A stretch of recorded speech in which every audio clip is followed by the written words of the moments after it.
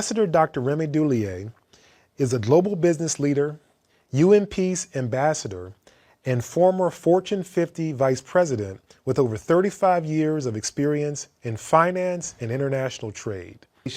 But I'm curious just to learn more about your experiences or any examples that you may have with that. And I'll just open it up. Any examples or perspectives or thoughts that may come to mind? Yeah. As a Nigerian American who immigrated here over 41 years ago, had the privilege of leaving my school, graduating with an MBA and starting as a teller in a Fortune 100 company. I rose from that teller to vice president. I underscore that it wasn't as simple as it sounds. So my life is totally, everything I do is a life that I have to fight for. Because people see strikes in who I am. And what are those strikes? Black, female, Nigerian, accent. And if you ask me, those are my value proposition to this great world. Because I'm proud to be black, I'm proud to be a woman, I am mightily proud to be a Nigerian, and I'm very proud to be black. But in corporate America, it wasn't cool. There was no DEI when I was rising in corporate America. But I had people who judged me by those strikes. And as they were judging me, I was raising my standard to get more knowledge and more knowledge so I can be a value addition to humanity. And that helped me to overcome their marginalization, because as they were looking for ways to pull me down, I was getting more knowledge, and I was being elevated from a teller to customer service to assistant vice president to vice president in retail banking, commercial banking, mortgage banking. I really wanted to start my own bank when I left the bank, honestly, and it's still on the shelf because I've done so many things within the corporation and in that industry and they put me through Lord knows what. And I survived it. So I'm like, okay, bring it on. So that's my story. And that's a story that still exists till today in everything. As sad as it might sound. Yeah, that's a powerful and amazing story. And I'll go next. Strategic volunteerism has been the way I've been able to find my passion as an 18-year-old who migrated here. Very shy, very timid. I didn't have to ask for anything when I was in my country. Everything was handed to me. And now I had to come to a place where I needed to fight to be recognized. I immediately knew that my passion was speaking, because my voice has to be heard. I had experience, I had confidence, I was authentic, but I didn't like to speak. So my fear of speaking led to my passion for speaking, because I realized that, Remi, for you to be that great human being God has designed you to be, so you can be a source and a channel of blessing, it has to come from your mouth. And you don't like speaking. It doesn't make sense. So what are you going to do about it? So immediately I knew that I had to get some training. Went to Dale Carnegie, Les Brown, and all of this training. This was way back in the late 80s, because I was in corporate America, a leader. How can you be a leader? I was hitting my goals, kicking butt, sweet service. But when it came to express what I did, those who couldn't deliver were telling my story.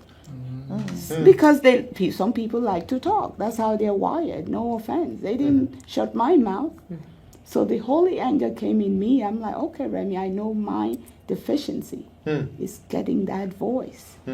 And the rest has been history. Making sure that I was able to get over my fear. Now it's my passion. I can wake me up in the night, I'll have something to say. And I realized that it was the power that the Lord has put in me, because it enabled me, being someone from a different background, from a different upbringing, but a very reputable upbringing, because I constantly remember how I was brought up.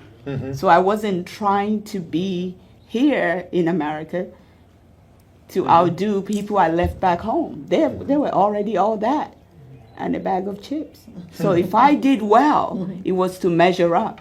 But those who saw me here didn't know who the heck I am. Who are you? Yeah. So I had to remind myself, and through reminding myself, doing things that were strategic in volunteering and discovering right people around me has helped me every single day. And I do the same for people because I know the pain that you can be in if you don't discover yourself and you're buried down. So I never want to witness any injustice. And I'm not quick to point fingers. I will explore what can be done, what if. But I try to ensure that other people who are around me know that they have work to do. Because it's easy to say, oh, this person made me do this, they did this. No. It exists. I'm not saying it doesn't. But what are you going to do about it? For me, I knew I had to find my voice. Yeah. And since that day, nothing has stopped Remi Duyile. Yeah. And one thing special that I'm pulling out of what you're sharing is you found your passion, which was voice, being able to speak. But there was an obstacle or a challenge that was preventing or stopping you from being able to fully experience that. And so, going back to what I said earlier, you made the choice to do something about it. And I imagine a lot of people can just stop right there. Like, here's something I really want to do, but there's either a barrier or a challenge or a thing that might be in the way.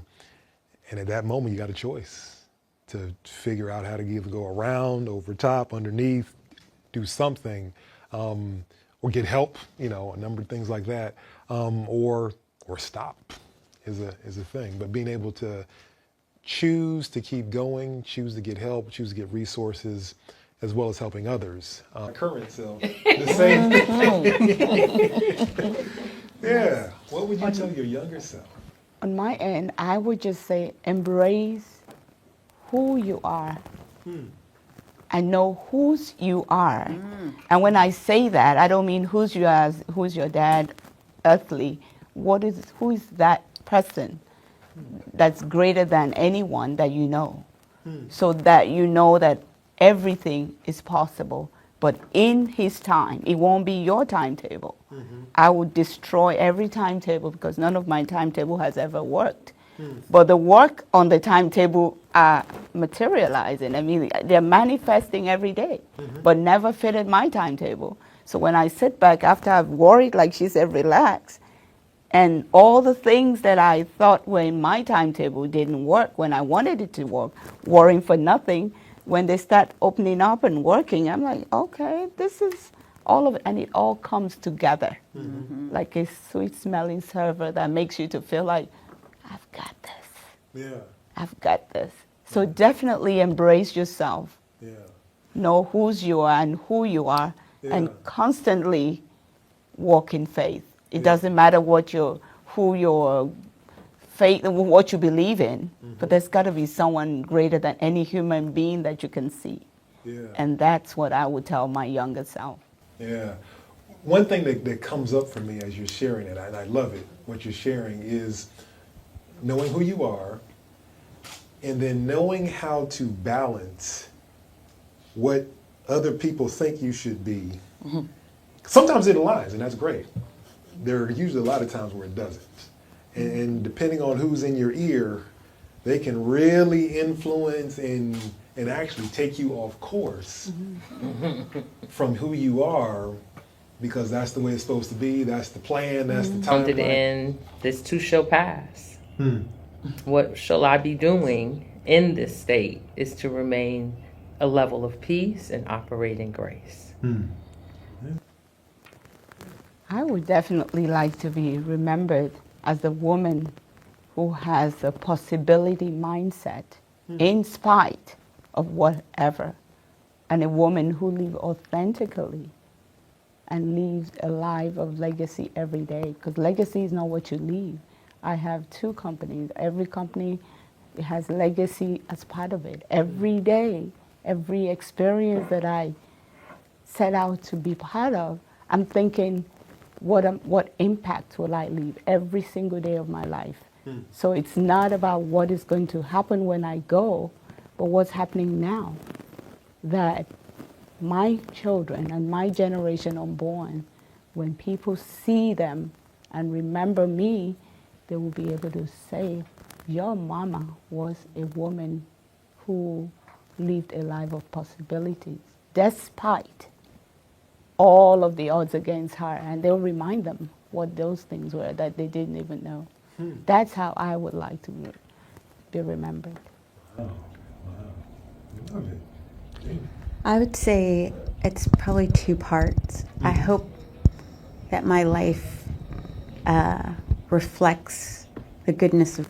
I would definitely like to be remembered as a woman who has a possibility mindset in spite of whatever, and a woman who lives authentically and lives a life of legacy every day, because legacy is not what you leave.